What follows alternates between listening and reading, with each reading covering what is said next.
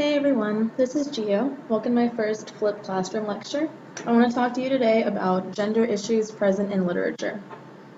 You might be asking yourself, how can I even find any issues of gender when I'm reading a text or watching a movie? Well, it's very simple actually. First thing you can do is look for inequality between the characters of different genders.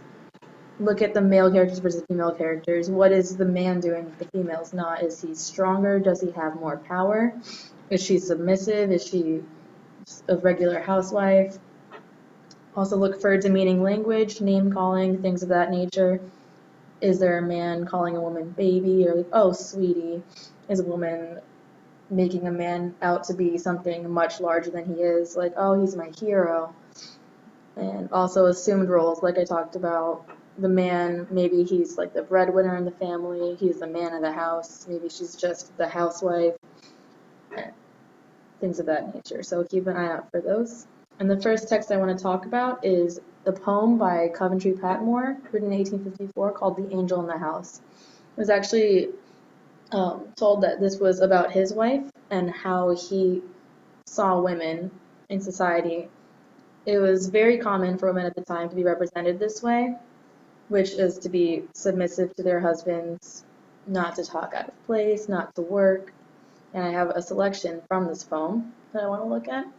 The first line, I highlighted my most important issues that I wanted to talk about. The first line, man must be pleased, but him to please is woman's pleasure. This is exactly what it sounds like. It's a woman's job to please her husband. She has no other reasons. She has no other things to think about other than the pleasure of her husband. While she too gentle even to force, this is a perfect example of putting a stereotype of what a woman should be. She's too gentle even to force. With pardon in her pitying eyes, we see another word like that, pitying and pardon, and seems to think the sin was hers. This one I found very interesting because it's talking about how if a man goes off and cheats on his wife with someone else, anyone else, it's not his fault. She seems to think the sin was hers. What did she do wrong? Why did I lead him to go cheat? So this was very, very a popular way to think at the time. And then coming down to the end, she loves with that love that cannot tire. So her only role, once again, is to love her husband. She has no other things to think about. So this was actually really popular at the time, of a way of thinking. Women did not have much role, especially as writers. They weren't working, and this is just the idea of Victorian lifestyles. And interestingly enough, across the ocean, there's a book set in the same time period called Their Eyes Were Watching God, written by Zora Neale Hurston, and it kind of focuses on the same things, but as a criticism instead. So this is Janie. She is being pressured by everyone around her to get married, to have a husband who looks out for her, but that's not what she wants. So I'm going to show you a clip from the first part of the movie where her nanny, her grandma, had just caught her kissing a boy outside, and you'll see what happens next. Fast forward.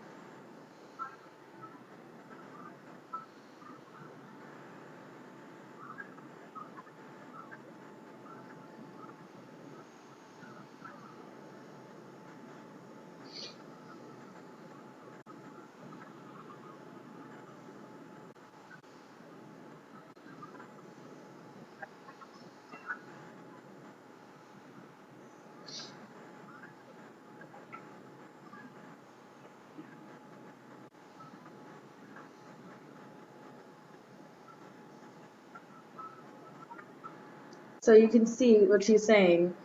She has to get married. And don't be like your mom. You have to get married. You're being wild and you're being crazy because she doesn't want to get married. Um, marriage to her grandma and a lot of other people at the time was solely for protection. It wasn't for love. You had to get married so that you can have a man provide for you.